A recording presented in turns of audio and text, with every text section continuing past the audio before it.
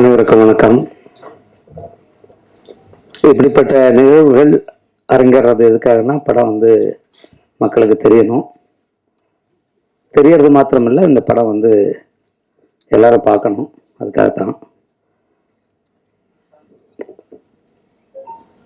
ஆனால் எல்லா படத்துக்குமே இப்படிப்பட்ட நிகழ்வுகள் நடக்குது. எல்லா படத்தையும் மக்கள் பார்க்கறது இல்லை, கொண்டாடுறது இல்லை. ஆனாலும் வீரபாபு போன்ற ஒரு மனிதர், மாமனிதர், அவர் இந்த திரைத்துறைக்குள்ள வரணுமா அப்படிங்கிற நினைச்சல நான் ஒரு ஆள்.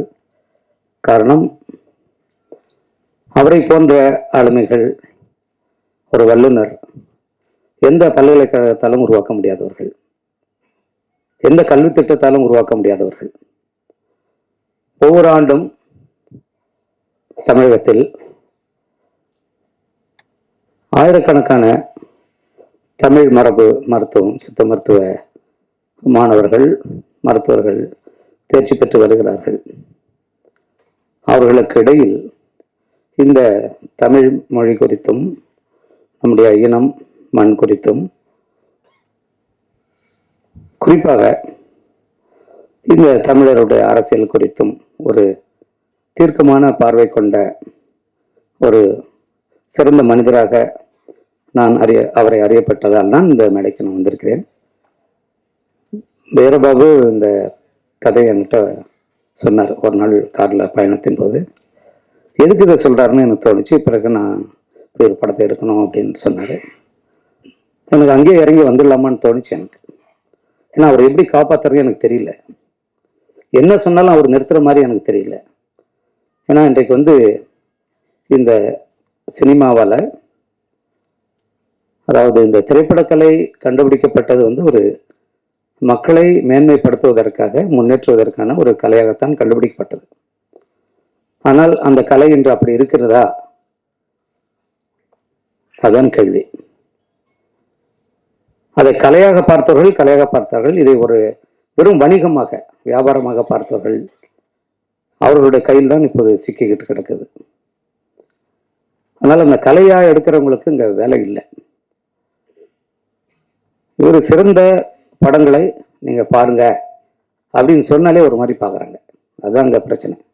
நல்ல படம் பாருங்கன்னாலே கொஞ்சம் ஒரு மாதிரி பார்க்குறான். அதாவது இந்த படம் பார்க்கவே கூடாதுங்கிற படத்தை தேடி பிடிச்சி பார்க்கறதுல முதன்மையானவர்கள் தமிழர்கள். நீங்க பார்த்தீங்கன்னா தெரியும். எந்த படம் நம்முடைய குழந்தைகளுக்கு காட்டக்கூடாதோ, எந்த படம் நம்மளுடைய மனத்தை சிதைக்குமோ, எந்த படம் நமக்கு அதாவது பின்னடைவா இருக்குமோ, அப்படிப்பட்ட படங்களை ஊக்குவிப்பவர்கள் நம்முடைய தமிழர்கள் மாத்திரமல்ல, இந்த ஊடகமும் கூட. அது எல்லாமே இப்போ இங்க சிக்கலா இருக்கு. ஒரு 4-5 நிறுவனங்களுக்காகவும் 4-5 நடிகர்களுக்காக மட்டுமே தமிழ் சினிமா இந்த துறை எங்கிட்டு இதுக்குள்ளிருந்து முடக்கறத்தான் என்ன செய்யணும்னு எனக்கு தெரியல. நாங்களாம் பேசிட்டு போயிடுவோம், அவ்வளவுதான் செய்ய முடியும். இந்த படத்துல இந்த நொடி இந்த ஒரு நிகழ்வுக்கு எவ்வளவு பணம் செலவாயிருக்கும், அந்த பணத்தை அவர் எப்படி ஈட்டியிருப்பார்? ஒரு தமிழ் மரபு மருத்துவத்தின் மூலமாக ஒரு சித்த மருத்துவர் எப்படி அந்த ஊதியத்தை பெற்றிருக்க முடியும்? அப்போ திரைப்படத்துக்கு எவ்வளவு செலவாயிருக்கும்? அவர் இந்த சமூகத்துக்காக என்னெல்லாம் செய்திருக்கார்? அதுதான் சமுத்திரகனி சொன்னார். இந்த சமூகம் திருப்பி அவருக்கு என்ன செய்ய போகுது? அவர் கெஞ்சலாம் மாட்டார், இந்த படத்தை பாருங்க, எப்படியாவது என் காசு வரணும். அவருக்கு அப்படியாப்பட்ட ஒரு ஆளுமை இல்லை அவர். ஆனால் தமிழர்களுக்கு அது இருக்கா? அதெல்லாம் இருக்காது. எந்த படத்தை பார்க்கக்கூடாதுன்னு சொல்றோமோ அந்த படத்தை போய் பார்ப்பான். அது எப்படி மோசமா இருக்குன்னு பாக்குறதுக்காக.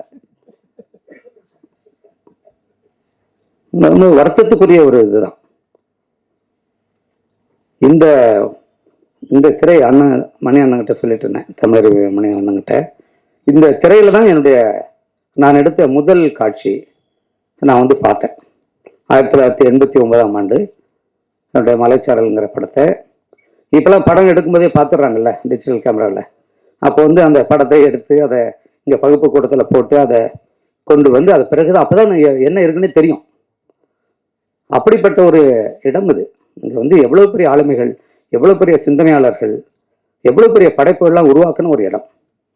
நிச்சயமாக சொல்லுவேன், இந்த படம் இந்த மக்களை பற்றி அக்கறை கொள்ளக்கூடிய, இந்த மண்ணை பற்றி அக்கறை கொள்ளக்கூடிய ஒரு படம். அதுக்கு நீங்கள் என்ன மதிப்பு தரப்போறீங்கன்னு எனக்கு தெரியல. ஏன்னா உங்களுக்கு வேண்டியதெல்லாம் இப்போல்லாம் நீங்கள் எல்லாரும் வந்து நீங்கள் ரசிக்க ஆரம்பிச்சிட்டிங்க. ஒரு கொலையை பார்த்து ரசிக்கிற அளவுக்கு நம்முடைய மக்களை கொண்டு வந்துட்டாங்க. எவன் 50 கொலை எடுக்கிறானோ அவனுக்கு தான் அதிக சம்பளம். யார் நடிக்கிறவனுக்கும் அவனுக்கு அதான் சம்பளம், அதை இயக்கிறவனுக்கும் அவ்வளோதான் சம்பளம். இது கொலைக்காரர்கள் கத்தி வச்சு கொலை பண்ணுறவன் மட்டும் இல்லை, அப்படிப்பட்ட காட்சி நடிக்கிறவனும் கொலைகாரன், அந்த படத்தை உருவாக்கணும் கொலைகாரன், அதை பார்க்குறவனும் கொலைகாரன். ரொம்ப வருத்தத்துக்குரியதுங்க அது. என்னன்னா சினிமா வந்து ஒரு கலை. அது ஒரு சினிமா ஒருத்தனை மாற்றிடும், அவன் வாழ்க்கையை புரட்டி போட்டுரும். ஆனால் அந்த கலையை வச்சுட்டு நம்ம என்ன செய்கிறோம்? ஜெயகாந்தன் சொல்கிற மாதிரி தான் நாஞ்சல் நடன்னு சொல்லுவார். ஒரு வாழை வச்சுக்கிட்டு நம்ம வந்து இது தாடியை மழிச்சுக்கிட்டு இருக்கோம். அது வந்து போரிடக்கூடிய ஒரு வாழ் திரைப்பட கலை. அதை வச்சுக்கிட்டு மயிரை வழிச்சுக்கிட்டு இருக்கோம் நம்ம. மிக ஒரு முக்கியமான ஆள் அவர். எனக்கு தெரிஞ்சு வீரபாபு போன்ற ஒரு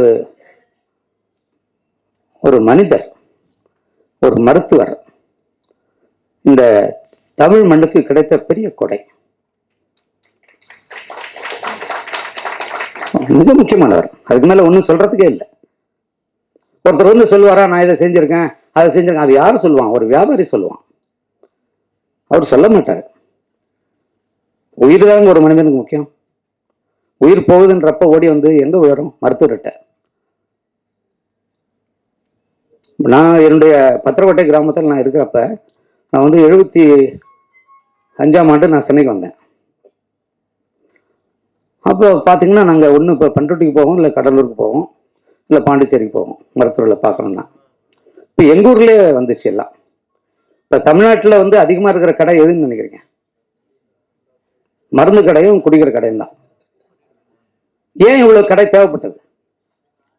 ஏன் அதுக்கு முன்னாடி இல்லை? நம்மளாம் நீட்டுக்காக போராடிக்கிட்டு இருக்கோம், நீட்டை ஒழிக்கணும்னு. மருந்து கடை வேணும்னு ஒழிக்கணும். நோய் இல்லாமல் இருக்கிறதுக்கு வழியை பாருங்கடான்னா, நோய் வந்த பிறகு அதை சரி பண்ற டாக்டர் உருவாக்குறதுக்கு போராடிக்கிட்டு இருக்கோம் நம்ம. தமிழ் உணவு நம்மகிட்ட இருக்கிற எல்லாமே இலை, பட்டைகள், என்ன சொல்றது, வேர்கள், அனைத்துமே மருந்து. அதையெல்லாம் நம்ம ஒழிச்சு தள்ளிட்டோம். அயோத்தியாசர் பெறால ஒரு சித்த மருத்துவ ஒரு 700 கோடியில தாம்பரத்தில் வந்த பிறகுதான் இது வந்து இந்தியாவுக்கு தெரிய வந்தது. அது பிறகுதான் அதுக்கான அங்கீகாரமே வந்துச்சு. ஒரு பெரிய ஆள். எனக்கு வந்து அவரை அறிமுகப்படுத்தின சைவத்துறை சைமன்னா நான் மறக்கவே மாட்டேன். அவரு ஒரு முக்கியமான ஒருத்தர். எதுக்காக சொல்ல வரேன்னா, இந்த இடத்துல நிறைய பேர் தமிழ் மக்களுடைய பணத்தை பிடுங்கிறதுக்காக மட்டுமே படம் எடுக்க வந்திருப்பாங்க. அவர் வந்திருக்கிறது வந்து வேற காரியம். அவர் பெரிய காரியத்தை பண்ணியிருக்கார். அதுல நிறை குறைகள் இருக்கலாம். மருத்துவத்தில் அவர் சிறப்பாக செய்ய முடியும். ஆனால் அவர் கையில் இருக்கிற அந்த கருத்தை என் மக்கள்கிட்ட கொண்டு போய் சேர்க்கணுங்கிற ஆதங்கத்தில் ஒரு திரைக்கலையை படைச்சிருக்கார். அதனுடைய குறைகளை நம்ம ஏற்றுக்கிட்டு அதை எடுத்துக்கணுங்கிறத நான் என்னுடைய மக்கள்கிட்ட வைக்கிற வேண்டுகோளா நான் கருதுறேன். தயவு செஞ்சு இதை நீங்கள் பாருங்க. உலகத்தில் எங்கேயுமே ஒரு திரைப்படத்துக்குள்ள வாழ்க்கையை தொலைத்தவர்கள் இல்லவே இல்லை. திரைப்படங்களை கண்டுபிடிக்கப்பட்ட நாடு வந்து பிரான்ஸ். நீங்கள் அங்கே போய் பாருங்கள், அங்கே சினிமாவை எப்படி பார்க்குறான்னு.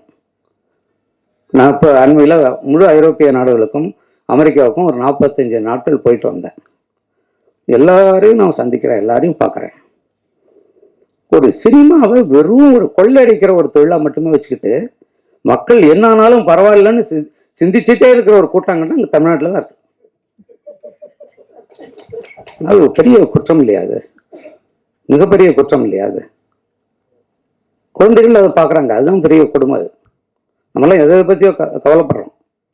நமக்கு எல்லாருக்கும் குழந்தைகள் வரப்போகுது, நம்ம எல்லாம் பாதுகாப்பாக வாழறதா உணர்றோம். நம்மளாம் ஒரு நடந்து போனால் ஒரு எறும்பு மிரிச்சிட்டா எடுத்து விட்டுட்டு போவோம். அப்படிப்பட்ட அந்த மனித மனம் இன்னைக்கு என்னவா இருக்கு? துடிச்சு சாவறான், கையை வெட்டுறான், தலையை வெட்டுறான், அதை வெட்டுறான், கை தட்டுறாங்க. இப்ப அந்த அளவுக்கு ஆக்குறது யார்? நம்ம கொஞ்சம் சிந்திக்க வேண்டிய கட்டம் அது. இதெல்லாம் யார் அரசியல் சொல்லி தருவாங்களா? சிந்திக்க சொல்லி ஒரு படைப்பு தான் செய்யும், ஒரு எழுத்து செய்யும், ஒரு திரைக்கலை செய்யும், ஒரு இசை செய்யும், அது ஒரு ஓவியம் செய்யும், ஒரு சிற்பம் செய்யும்.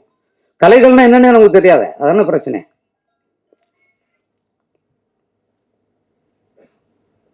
ஒரு அவருடைய என்ன அவருடைய காரில் நான் வந்தேன், வீட்டுக்கு வந்தாரு. எனக்கு உடம்பு முடியல, எனக்கு 2 நாளாக உடம்பு முடியல. வந்தாரு, அண்ணா நீங்கள் கட்டாயம் வந்தாகணுன்னாரு. என்னால் குளிக்கூட முடியல. இல்லைண்ணா நீங்கள் எதுவுமே முக்கியம், நீங்கள் என் கூட வாங்க அப்படின்னாரு. அது அவருடைய மனசு எனக்கு தெரியும். ஏன்னா இன்னைக்கு தொடங்கியிருக்கார், வெளியீடு ஜனவரி 25ன்னு போட்டிருக்காரு. எங்கேயோ ஒரு திரையரங்கில் ஒரு காலை காட்சி போடுவாங்க. நம்ம வீரபாபு ஐயா படம் எடுத்திருக்காரு, இதை பார்க்கலான்னு நம்ம போவோம். இல்லைங்க உங்கள் காட்சி இல்லைங்க, வேற படத்தை போட்டாச்சுங்கன்னு சொல்லுவாங்க. அப்புறம் இதுதான் நடக்குது, இதுதான் நடந்துகிட்டே இருக்கு. நீங்க வெறும் பெரிய நடிகர்கள் படத்தை மட்டும், பெரிய நடிகர்கள் படத்தை மட்டும் காட்டுங்க, நான் அத்தனை நாள் மூடி வைங்க தேட்டரை. அப்ப என்ன நடக்கும், எப்படி நடக்கும் திரையரங்கம்? அதெல்லாம் இப்ப இல்லை, எங்கேயுமே. படம் எடுத்த என் படம் எங்க ஓடுதுன்னு எனக்கே தெரியாது, எந்த காட்சி ஓடுது என்ன எதுவுமே தெரியாது. இந்த இந்த ஒரு கணினி உலகத்துல அப்படி ஒரு மர்மமா இதை நடத்திக்கிட்டு இருக்காங்க. இதுக்குள்ள வராரு, எவ்வளவு செலவாயிருக்கும் இது வீரபாபு? குறைச்சி சொல்றாரு, 2 கோடிலாம் படம் எடுக்க முடியாது, 3 கோடியாக ஆயிருக்கும். அந்த 3 கோடியை இந்த மனிதன் எப்படி அந்த அந்த வருவாய் எப்படி ஈட்டியிருப்பார்? எனக்கு அந்த கவலை தாங்க. ஏன்னா அவருக்கு 2 குழந்தைகள் இருக்காங்க, மிக எளிய குடும்பம். நான் வீட்டுக்கெல்லாம் போவேன், உணவு அருந்துவேன். அதுதான் எனக்கு பெரும் கவலையாகவே இருக்கு. இங்கே வந்ததுலேருந்து பெரும் கவலையாக அதுதான். அவருடைய கடமையை அவர் செய்துட்டார், அவருக்கு திருப்பி தர வேண்டியது தமிழருடைய கடமை. நன்றி.